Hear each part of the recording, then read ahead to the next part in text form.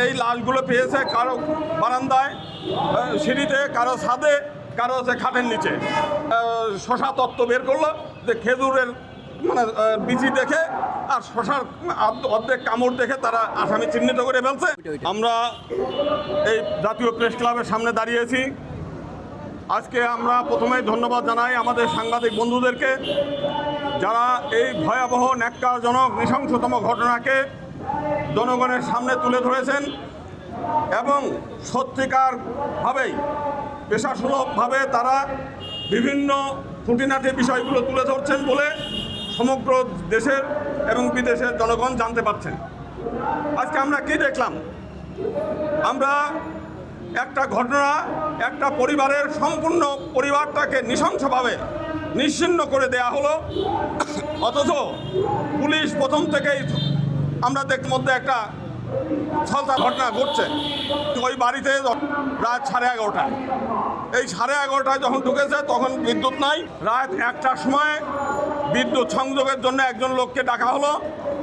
1:30টার সময় সেই ভদ্রলোক এসে বিদ্যুৎ সংযোগ দেখলো যে ঘরের মধ্য থেকে কোনো বিদ্যুৎ বিচ্ছিন্ন নাই, বাইরের বিদ্যুতের যে খুঁটি, সেই খুঁটির থেকে হচ্ছে বিদ্যুৎ সংযোগ বিচ্ছিন্ন করা।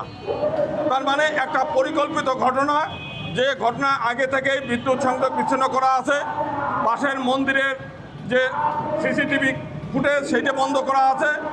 তারপরে সেই 1:30-2টার দিকে পুলিশ যখন সমস্ত ঘর তল্লাশি করেছে, সেখানে এই লাশগুলো পেয়েছে কারো বারান্দায়, সিঁড়িতে, কারো ছাদে, কারো হচ্ছে খাটের নিচে। এরপরে পুলিশ সেখান থেকে ফ্রিজের সেই খেজুর খাওয়া আর হচ্ছে শশা তত্ত্ব বের করলো যে খেজুরের মানে বিচি দেখে আর শশার অর্ধেক কামড় দেখে তারা আসামি চিহ্নিত করে ফেলছে। চিহ্নিত করে সেই সঙ্গে সঙ্গে এই আসামি 2জনকে গ্রেপ্তার করলো। একজন হচ্ছে ঘরের মধ্যে ঘুমিয়েছিল, তার বাবা ঘুম থেকে ডেকে উঠালো। মাত্র আধা ঘন্টার মধ্যে, শশা খাওয়া তত্ত্বের আধা ঘন্টার মধ্যে পুলিশ কিভাবে এই আসামি চিহ্নিত করলো, আমি আজকে আমার 27 বছরের উকালতি জীবনে দেখেছি যে এই যে কোনো শশা কিংবা এসের যে ডিএনএ টেস্ট করতে গেলে সেটা ঢাকার সিআইডিতে পাঠায় 1 মাস, 2 মাস, 3 মাসের আগে কোনো ডিএনএ টেস্টের রিপোর্ট সেইখানে যায় না। আর পুলিশ কোনো ডিএনএ টেস্ট লাগে না, কোনো কিছুই লাগে না। শশা দেখলো আর আসামি চিহ্নিত হয়ে গেল, সঙ্গে সঙ্গে দাঁড়িয়ে বাড়ি থেকে দেয় গ্রেপ্তার করে নিয়ে চলে আসলো। এবং আমরা দেখছি অতীতের যে কোনো ঘটনায় কোনো কিছু হলেই পুলিশ আগে সে ধরে রিমান্ডে নেয় আসামিদের।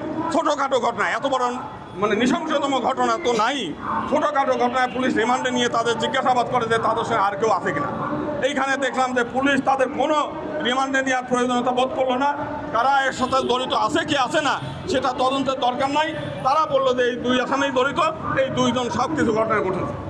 আজকে ওইখানে ডোম বলতেছে যে তিনি যখন ডাক্তার তাকে পরীক্ষা করতে বলছে, সেই দেখলো যে ভেজাইনায় হচ্ছে, সেখানে পুরুষের যে বীর্যের উপস্থিতি আছে, সেখানে যে একজন ডাক্তার নিয়োগ করছে সেই ডাক্তার সেটা বেমালুম অস্বীকার করে যাচ্ছে। অর্থাৎ সর্বক্ষেত্রে একটা ধামাচাপা দেওয়ার চেষ্টা এবং ধামাচাপা দেওয়ার প্রচেষ্টা চলছে সব ক্ষেত্রে।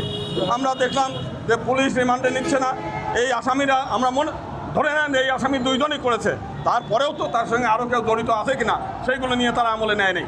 এই বাড়িতে আগের দিন সন্ধ্যা থেকে পরের দিন দুপুর পর্যন্ত অচেনা বিভিন্ন মোটরসাইকেল নিয়ে বিভিন্ন অচেনা লোকজন ওখানে অপেক্ষা করেছে, টহল দিয়েছে, র্যাকি করেছে। পুলিশ কিন্তু সেদিকে তাদের নজর দিচ্ছে না, তাদের মানে করছে না, মানে তদন্ত করছে না। শুধু পুলিশ দায় সারা গোছের ওই 2জনের ঘাড়ের উপর দায় চাপিয়ে টোটাল জিনিসটাকে ধামাচাপা দেওয়ার চেষ্টা করছে।